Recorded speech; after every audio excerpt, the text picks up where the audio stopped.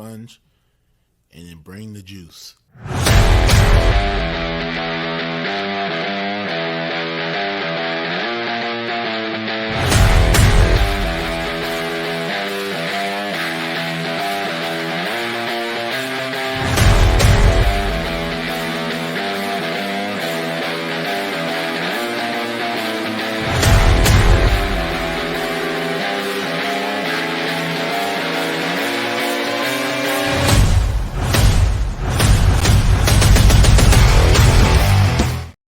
Hello and welcome back to the Edge of Greatness. I'm your coach, Charles Schultz, and I'm excited to have you here today to talk to you about the greatest sport on earth, baseball. And I know some people listening are probably groaning and moaning, but I promise you, baseball is the ultimate teacher of greatness. And today I'm going to talk to you about how my experience with baseball led me down the path of pursuing excellence at a high level, and then beyond sports, how I apply it today to everyday life. So let's start with this. Let's start from the top. 5 lessons that baseball teaches people that I think are paramount to creating success in your life. And the first one of these lessons is how to make adjustments. Adjustments in life are critical. If you continue on the same path and you're constantly making the same mistakes, you're going to end up in the same spot without making progress. Baseball teaches you to see the signs, to read the signals, to understand that this pitcher is going to pitch you backwards. This pitcher is going to come at you with the heat. This field plays a certain way, and when the outfield wall bounces funny, and you have to read these things and make adjustments to how you choose to play the game. And the biggest thing about adjustments are in baseball, there's in at bat adjustments, like pitch to pitch, reading how you're being attacked by your opponent. There's in-game adjustments where they go to the bullpen and now you have to adjust to that person. There are in-series adjustments because you have multiple games in a row against the same opponent, and they're going to try to play chess. So they're going to try to pitch you a certain way game one. If you do well, they may make an adjustment, and you're going to have to read that sign. And then as the series progresses, you're going to end up playing them down the road in different times in different parts of the season. And all of those times, everything is a game of adjustments. The other thing that I love about the adjustments is that you can start down one path, adjust, and then find yourself back on that same path with a later adjustment. And this is the cool part about growth in life, is you might have actually been on the right path, but you weren't supposed to be there yet. So you make an adjustment, you learn something new, and then you come back to that path that you were already on, and now you find the success you were looking for. Number 2 on the lessons that baseball teaches, perseverance. Baseball is the ultimate failure sport. And a lot of times you find yourself having to deal and handle bad moments. How do you handle a slump? How do you come back and keep going when you're facing your hardest moments? You're a pitcher and you're just having a terrible inning and there's just smacking the ball all over the field and you can't find an out. How do you keep going? Life's going to throw things at you. You're going to get hammered. You're going to get beaten down. And the perseverance that I learned through baseball taught me how to keep showing up, taught me how to keep being present, how to keep working hard. And this goes into number 3, because perseverance and handling adversity, and number 3, which is you're going to get bad hops and you're going to have bad calls, which is learning how to control what you can control. They go hand in hand, right? A lot of the things that we are dealt in life are out of our control. I can't control if I'm going to field a ball and it takes a shot off a rock and flips up over my shoulder. But if I live in that bad moment and I don't learn to control what I can control, I can find myself stuck in a continuous cycle of dealing with bad things, getting lost in my emotions instead of staying focused on what can I do next? How can I come back from this? The same is true for bad calls. I love the human element of baseball. A lot of people want like robotic strike zones and, digital umpires on the bases, so all the calls are always right. I think the fact that they're human and the fact that we get things wrong makes the game better. And not in the sense of enjoying it as a fan, but as a player. You learn how to adapt to the negative moments of life, the bad hops, the bad calls, the missteps, the things you can't control. And there's a lot of things in life you can't control. Number 4, one bad moment is just that. It's a long season. Again, this is something that a lot of people complain about. They want a shorter season. They want it to be more condensed. And for me, I think the long season makes it better because you learn how to sustain effort over an extended period of time. Too often today, we go hard for just a little bit of time, and then if it doesn't work out right away, we shift and we quit and we move on and we put it away and we don't continue to work on it. In baseball, 162 games is a huge amount of time. One at bat, one bad moment is 0.001% of a batting average. It's so small that particular moment doesn't matter. But if you will let that moment affect you and trickle into multiple moments, now we have a problem. And it teaches you to move past those mistakes, those moments, those bad things. Because in the game of life, there's a lot of time. Don't let one singular moment dictate how the next one goes, or how the next 5 years go, or how the next 10 years go. We have to stay on track with the idea that, look, it's a long game. We're not trying to get immediate results. We are going to wait, and we're going to be patient, and we're going to keep showing up, and we're going to keep doing what we do. The last thing, and this is one of my favorite things, I love to preach this a lot because life doesn't seem fair sometimes. And in baseball, doing a great job, doing and executing your job perfectly doesn't guarantee success. And I think that this is a vital thing that we need to understand in life. You can do everything absolutely perfect, and the defense can make a play, and you can still get out. I've hit balls on the screws harder than I've ever hit anything in my life, but it's right at somebody, and they make a play. I didn't do anything wrong in that moment. I executed perfectly, but I'm still out. I didn't get the result I wanted. And we get caught up in results so much that we forget to think about, did I do my job right? Did I do what I was supposed to do in this moment? And this is true in life when you're making a pitch to your boss. You can make the perfect pitch. You can nail all of your points. You can have everything lined up perfectly. And then the guy comes in after you and does it just a little bit better, or maybe just a little bit cheaper. And you can't control that. Or maybe they presented before you, and that energy that they brought before was just enough to be remembered just a little bit more than yours. You didn't do your job wrong. Somebody just did it a little bit better. That's life.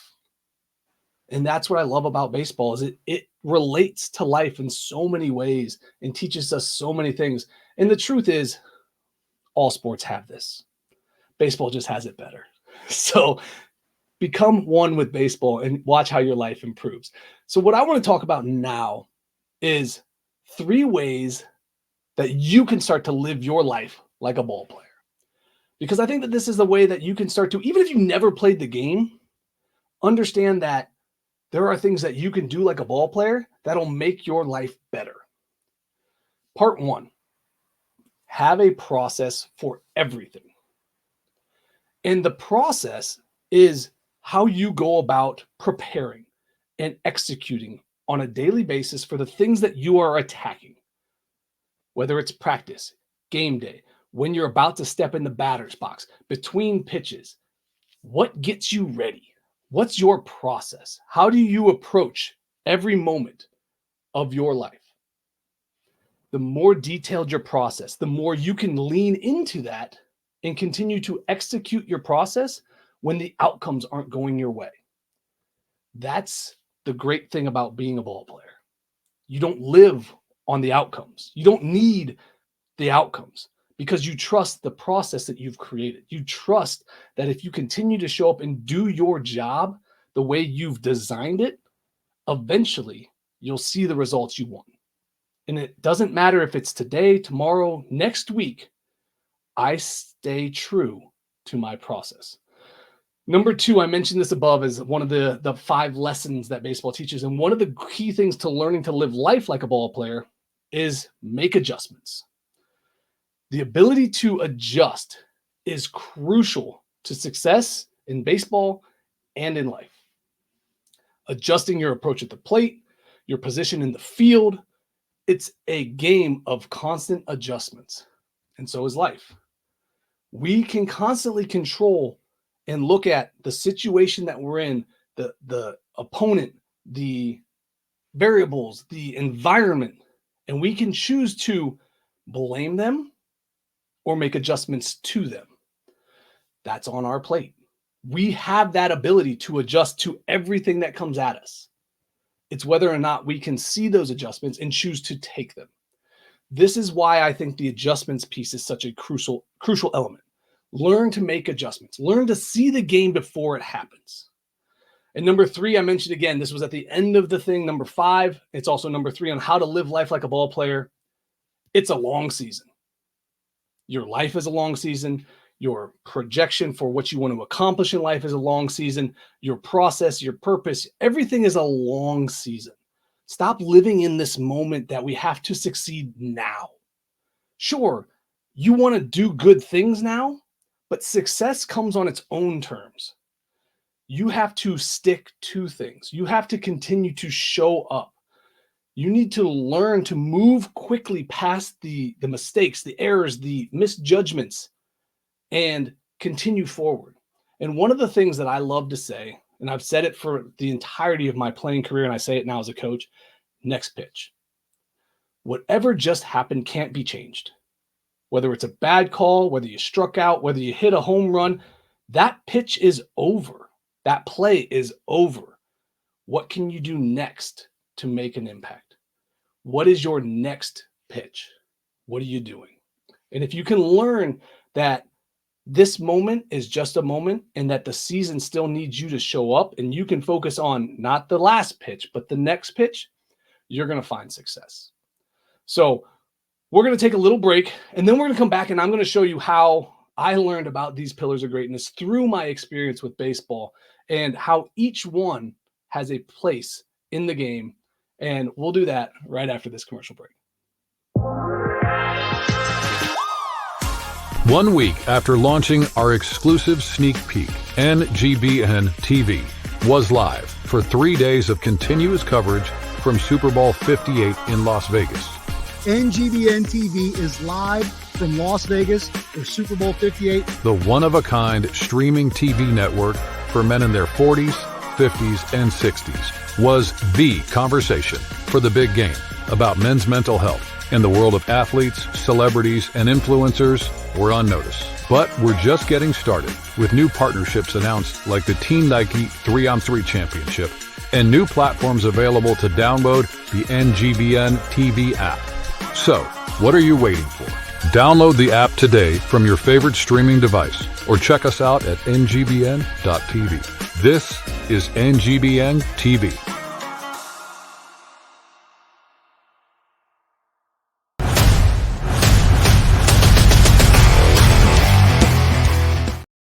Hello and welcome back to the Edge of Greatness. I'm excited to bring you to Behind the Pillars today. We are going to get a chance to see the interconnectedness of all the pillars because baseball is that great of a sport that it connects literally all 7 pillars and links them together to become a greater version of yourself. So what I want to do today is I want to talk about how and what skills I developed being a baseball player. And first off, let's recap the pillars of greatness, because one of the things that is important about understanding this game and the challenges that come with this game is that I learned purpose, mindset, commitment, discipline, resilience, courage, and people. I learned that without one of these things, my success on the field wasn't going to be there. I needed all of them. I needed to understand how they all worked together. And it starts with purpose. I've talked about purpose several times in different capacities, but I learned about purpose early as a baseball player because I knew I wanted to be a college athlete. I was driven to be a college athlete, and I found purpose in baseball. And I found purpose in the pursuit of excellence through practicing baseball. I started to learn how to set goals. I connected my actions to what I wanted to become. And that drive to be a college athlete gave me a vision for how I wanted to live my life. And that was powerful. And that purpose, whether you find it in a sport or you find it in something else, is crucial to creating the life that you want. One of the most important things about baseball is the mindset that you create playing it. It is such a failure-driven sport. It's such a challenging sport that pushes you to the limits of whether you can keep being confident in achieving the next activity with all the failure that's going on around you. There is no other sport on the planet where you fail 70% of the time and you're considered great. There's no other activity on the planet where you fail 70% of the time and you're considered great. And this mindset that focuses on growth and how to handle adversity and how to come back from failure is elite when it comes to achieving success long term. And that mindset was developed through baseball. The next piece of this is commitment. And through commitment and through committing to myself and committing to my teammates, I learned the value of hard work. I learned the value of showing up on a regular basis. I learned that when you commit to something, you have to be willing to go all in. You have to be willing to be 100% present all the time. And that commitment continued to drive me forward over the long-term development of my skill. And that's the other piece about commitment that often gets ignored is we commit for a little while. My commitment to my baseball skill spanned years, and it continued to drive me to show up to practice on time, to continue to put in that good work, and to focus on all the things that I needed to do to be great. The next part of this is discipline.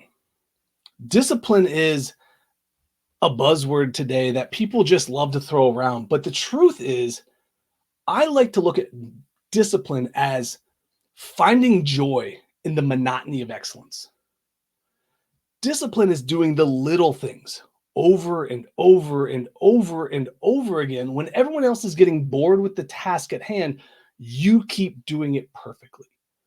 There's lots of stories out there about people like David Robinson and Tim Duncan and Kobe Bryant and Steph Curry and these great elite players about how they do the little basic mundane tasks at such an elite level that they perfect it. They perfect simple. Discipline is showing up to do the work on the things that everyone else finds boring and stupid and dumb.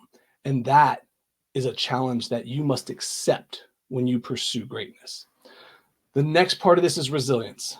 And baseball is the ultimate resilience maker because you're going to fail. It's the ultimate failure sport. I talked about that several times now. You're going to swing and miss. You're going to strike out. You're going to hit balls on the screws and get out. You're going to fail. Even if you're extremely talented, you're going to fail, and you're going to fail a lot. And you're going to have to find ways to keep showing up, keep bouncing back. And that resilience is going to be a muscle that you can flex later in life, that you can use when times get hard. And the only way to build that muscle is to battle through the adversity, to face failure, to challenge yourself beyond what you believe is capable, and be okay that you may not get the result you want. And whether you do that through baseball or sports or something else, you need that failure. You need those moments where you have to bounce back. It's important. The next one is courage. Courage is a is a tricky one because a lot of times people don't recognize courage. But there are many moments in my life where I was placed into a situation that I wasn't sure I was ready for.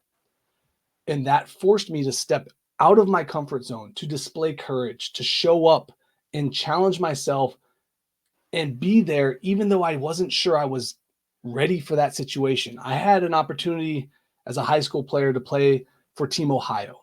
It was a really cool honor. I didn't think I was ready for it. I got to go play out in Oklahoma, and it was awesome. It was a challenge for me, but I was nervous and excited at the same time, and I had to step into that moment.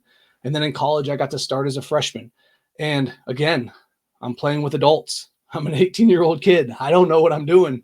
I'm freaking out. But I stepped into that moment, and I trust the work that I put in. And as I got older, the courageous moments didn't seem so scary anymore. They didn't seem so hard. I felt more prepared. And now I like to look at these things where I go, man, I don't know if this is the right move, but what's the worst that could happen? Let's go. Let's make a step. Let's see what happens. The last thing, and this took me a while to understand and appreciate, is the people. The people that you surround yourself with. And in baseball, your teammates and your coaches. I've had some incredible teammates and some incredible coaches. And as I look back on my life as a player, and I look back on the success that I have, I wouldn't have had that without those people. They all contributed in some way to making me the player that I was. And the same is true now in my life. I've continued to surround myself with incredible people. I've chosen to go after people who are hungry for more, that push me to greatness, that hold me accountable. And those are the types of people that you need to find in your life. You need to attract these people that bring you to the highest level you're capable of. And with the wrong teammates or with the wrong coaches, you'll find yourself treading water or moving backwards, and that's not where you want to be. I saw a study recently, and it kind of threw me, and it was pretty interesting, but it said that if you put yourself within 25 feet of a high achiever, it's going to increase your performance level by 15%. You're going to elevate yourself just by being around somebody who's a high performer. But if you put yourself with somebody who's an underachiever, who's a low performer, you put yourself in that same room with people who are not holding themselves to an elite standard, they're going to detract from your performance level by 30%. So it's not equal.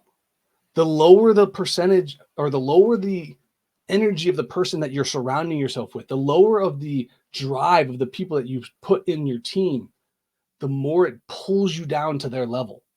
So not only do you need to have the right people to elevate yourself, but you need to eliminate the wrong people who want to pull you down, who want to take you down, who want to bring you with them. So make sure you're paying attention. Make sure you have all these pieces in place. And baseball was a great teacher for me. It helped me to understand these concepts and these things, and it brought me closer to the excellence that I want in my life. And I hope that if you have had a chance to play baseball, that it helped you as well. But if you haven't, there's ways for you to start to go about it yourself. You can apply these principles. You can learn them and get them into your life. And I think that if you do, you're going to be very happy with the results that you get. We're going to step away real quick, and we're going to take another commercial break. But first, I want to thank my sponsor, Go Primal Lifestyle and Fitness Apparel. Use promo code EDGE10 for 10% off, and you can get yourself some of this Go Primal apparel. It is incredible stuff. Chris is doing some awesome things both within the apparel and then also on NGBN. Make sure you go check him out. Give him a follow on the social media platforms. And, you know, if you purchase something, use the code. It goes to help and promote and to advance this show further, get me some cool stuff to get on the show for you guys. So we're going to continue with the World of Greatness right after this commercial break. What's up, everyone? This is Chris Fontana, founder of Go Primal Lifestyle and Fitness Apparel and host of the Primal Mindset Show on NGBN TV. Coming to you from Long Island, New York, with the transformative show that shares inspiring stories of overcoming adversity and embracing personal growth. Hosted by me, who has triumphed over immense challenges, including addiction, mental health struggles, and significant weight loss. This show features conversations with individuals who have conquered their own obstacles. Through heartfelt discussions, the Primal Mindset offers hope, guidance, and inspiration to listeners, encouraging them to persevere and never settle. Join us on this empowering journey of resilience and transformation as we share the stories of incredible individuals who have embraced the power of the primal mindset. Join us on NGBN TV.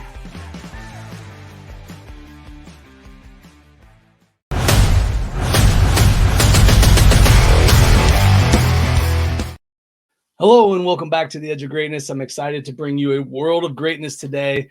And being that we are a month out from this year's competition, I wanted to highlight the World's Strongest Man competition.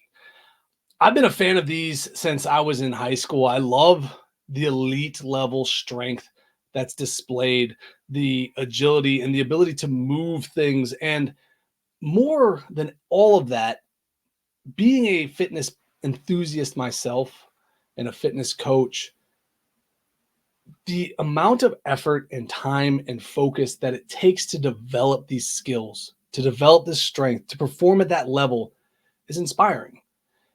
It's a dedicated endeavor that takes years of work for an opportunity to compete once a year. And now, granted, yes, there's smaller competitions, but the whole idea is that you work your butt off every single day for an entire year for a 4-day chance to show off your strength. If that's not commitment and discipline and purpose and mindset and resilience, I don't know what is. There are a few things in this world that combine all of these components so clearly. And I think the World's Strongest Man is one of those things. So tune in May 1st to May 5th. They're in the United States this year. They're at Myrtle Beach. And I think you'll be impressed with, one, not only the sheer amount of weight that these guys will move, but how efficiently they move as well. These are incredible people. They're doing incredible stuff. They're lifting incredible weights, and they're a lot of fun to watch. So go check that out. I think you'll enjoy it. I do want to say thank you so much again for joining me today. It's always a pleasure to be here with you. I hope that you found something about myself today, learning about my past with baseball, that you can apply to your life, because that's the idea here. What are we learning? How are we growing? Can we get a little better? Each day is a step towards greatness. And if we're doing that on a regular basis, we're going to find ourselves at elite levels before too long. I am still looking for some show sponsors. I've been having some conversations with people, so I greatly appreciate it. If you know somebody or you are that somebody, get a hold of me. Shoot me an email, charles@theedgeofgreatnessproject.com. I'd love to talk about how we can support each other and what types of things that we can do going forward to make this thing something special for both of us. It's a great honor and a great privilege to have this platform, and I want to share it with you, and I hope that you choose to come along for the ride. The last thing I want to talk about before I let you go is NGBN has some really cool stuff coming up over the next few days. Obviously, we just had the huge To Save a Life event. I hope you were a part of that. The next thing is we have some live sports coming on this afternoon. And then we also have a special golf tournament that will be airing sometime later this week as well. So make sure you're paying attention to the NGBN platform. Make sure you're following us on social media.